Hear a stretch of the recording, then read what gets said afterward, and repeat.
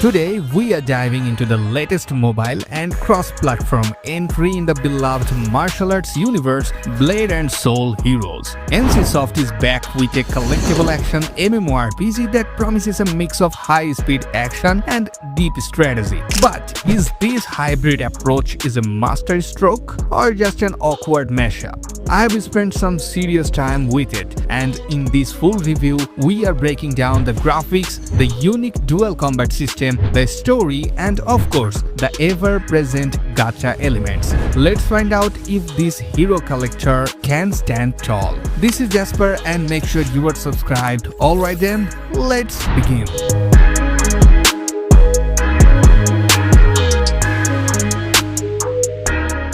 Right off the bat, the game is gorgeous. The anime-inspired art style is vibrant, clean, and perfectly suited for mobile devices. Characters look distinct and the elemental effects in combat are dazzling. Honestly, from a pure presentation standpoint, Blade and Soul Heroes is top tier. Even the voice acting is surprisingly good, which is a major plus. The environments from the bamboo coast to ancient deserts are beautifully rendered, and the animations, especially for the ultimate skills, are fluid and satisfying. Hold on, that energy. It can't be. Now let's talk about the world itself.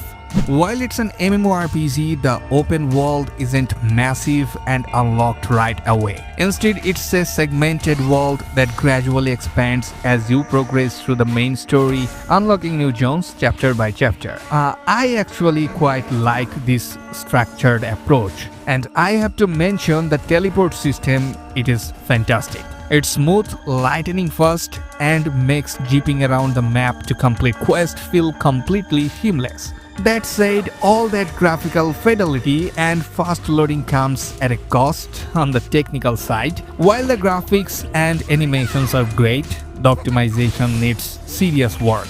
I experienced noticeable lag and stuttering sometimes, and on my device, the heating issue was quite apparent during longer play sessions. Hopefully the devs address this soon to make the experience more fluid.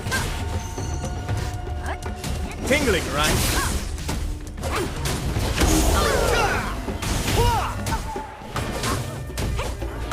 The game acts as a prequel to the original Blade of Soul PC MMORPG. We follow the journey of Yuzol, our lead protagonist, and she strives to rebuild her destroyed clan and seek justice against the evil Heaven's Fall cult. The story introduces an expansive cast of over 40 collectible heroes, each with their own unique background and lore, who join your new clan. It's classic martial arts fantasy, and while sometimes a bit generic, it's generally well told and holds your attention.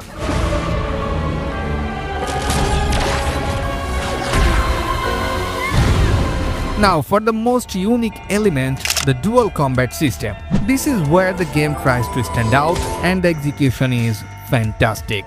Speaking about real-time action, in the open world and during main quest exploration, you control a single designated lead hero in real-time action combat. You have got dodge rolls, basic attacks, and a few hero skills linked to your 4 ally characters. It feels simplified, focusing on timing parries and executing combos.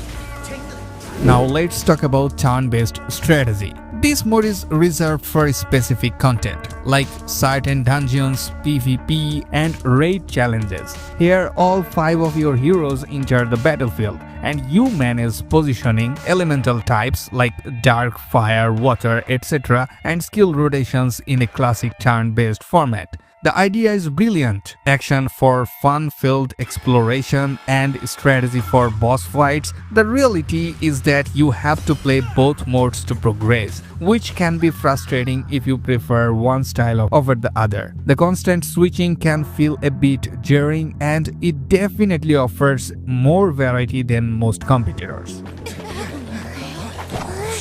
This is an NCSoft title and a hero collector, so the gacha is a core part of the experience. So speaking about the roster, there are over 40 heroes to collect, each with different roles like attacker, defender, supporter, technician, and elemental types. Team composition matters a lot in the turn-based content.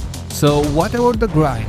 Yes, it's a gacha. You pull heroes using in-game currency, but thankfully there are systems in place like a favor system where you can eventually guarantee a specific hero over time. There are also plenty of free summons and tickets earned through daily play and events. Speaking about pay to win, this is the big question. While the game gives you enough free currency to pool, like many NC-soft games, the end-game PvP often feels heavily influenced by having maxed out heroes, which require multiple copies. So if you are strictly free to play, you can enjoy the story and a lot of the PvE, but climbing the competitive PvP ranks will be a long, tough road.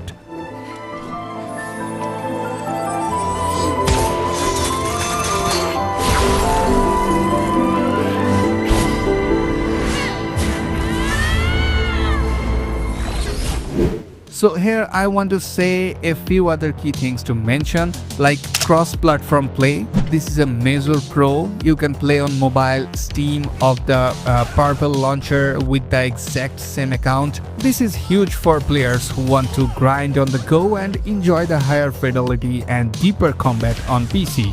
There is a decent amount of content, including solo and party boss trials, ultimate challenges, and a variety of PvP modes, all of which reward different gear types. And speaking about quality of life, the gear sharing is streamlined. One item can be equipped by up to 20 heroes, making it easy to swap teams without endless inventory management.